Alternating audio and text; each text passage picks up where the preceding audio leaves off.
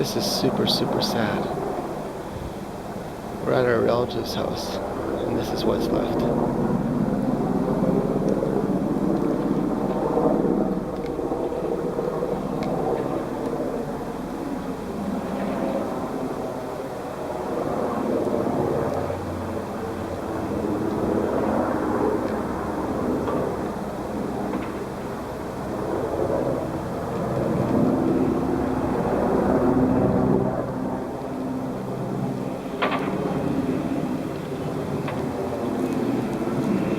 You can only imagine the smell and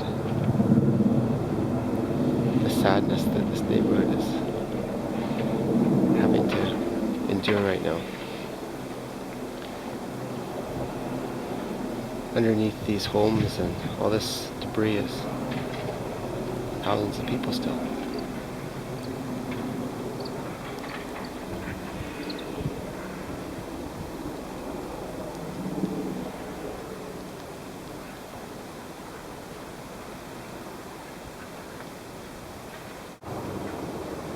We came here to help and brought water and gasoline and food, but we realized that they need a lot more than our help.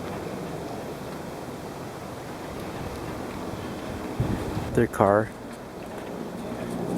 is piled up over there. But they are still the lucky ones because they're alive. We're going to go visit his home and see how he's doing and also what happened.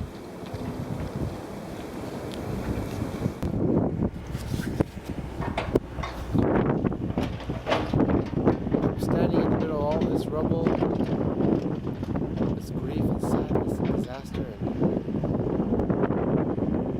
I'm feeling a little bit guilty because I can go home. I have a home, but these people don't have a home. If you look carefully over there, there's a young guy about the same age as me. And he's looking through this rubble for family possessions.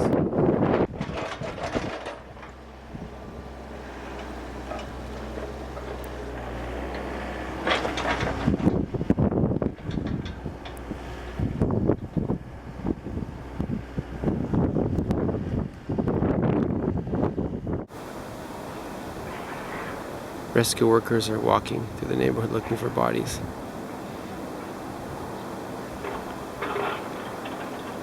Unfortunately, a seedy element has also come into this area and are stealing things, and so the police made us sign forms and check our license and make sure that we actually had relatives in this area and that we were bringing in aid and not trying to steal things and take things out. There's wallets lying everywhere, purses lying everywhere.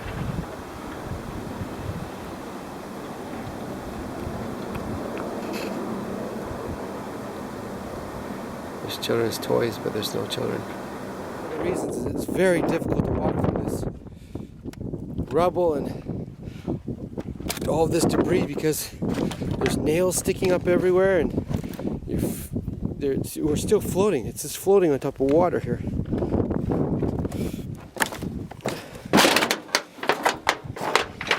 Also, there's fear that there's live wires still going through here.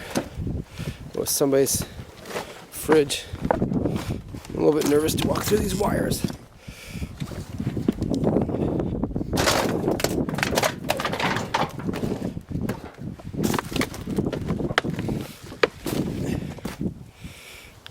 Almost at the house. Grandpa and everyone's waiting.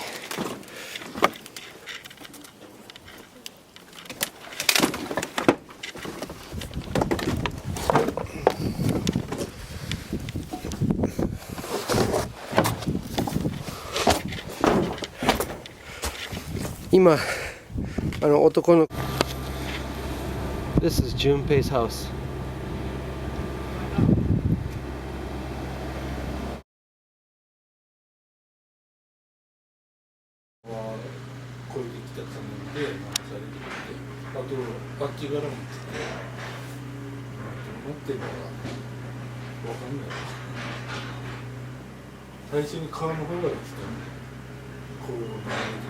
で、あとあっち側からもちっちゃい普通の波がね。オッケー、じゃあこれ。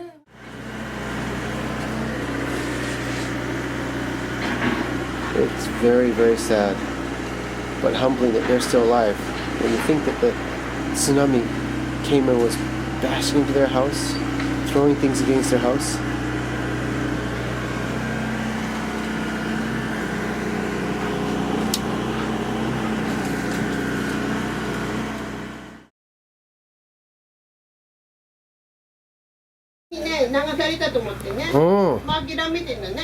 Oh.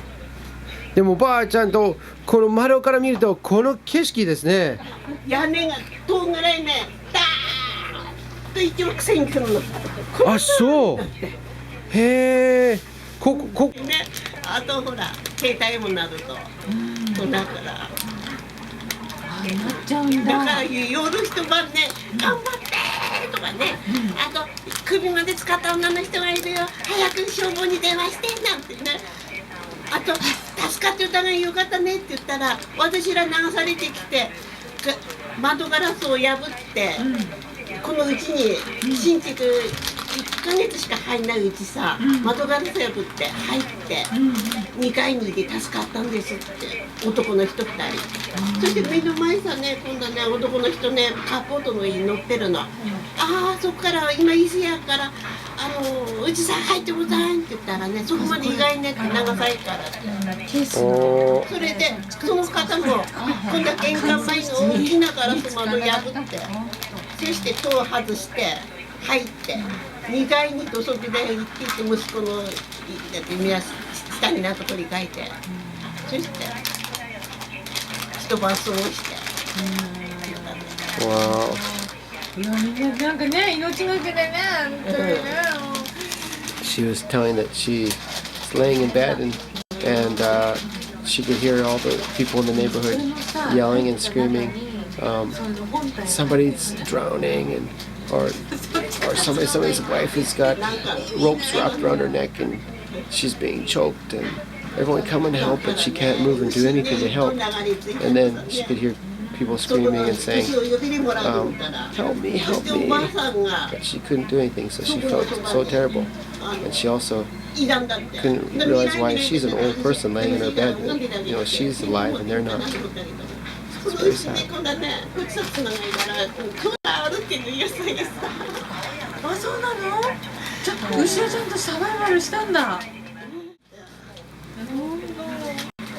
じゃあその牛を見に行ったら、でもあとね、おばあちゃんが死んでたの、そのあと介護士の人ね、銀行さ行ってお金を下ろして、そして逃げようとしてあそこのそばで土手で決壊したから、走り向かいながらっていうので逃げる途中にお札の中にうち漏れて車の中で死んでたんで、あそこにも泥棒？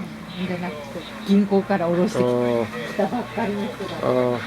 She said that sad thing with the cows was that when her son went to check on the cows, she found that the farmer's wife had actually been trying to save one of the cows and was wrapped around, had something wrapped around her wrist and couldn't get away, and so she was dead and drowned. But she was laying amongst the cows, and she said that their neighbors got in their car to escape, and she said that she was watching from her window thinking they're going to make it, and they didn't. And the tsunami picked them up and spun their car around and bashed them into all sorts of things and turned upside down. So she says she knows they're dead.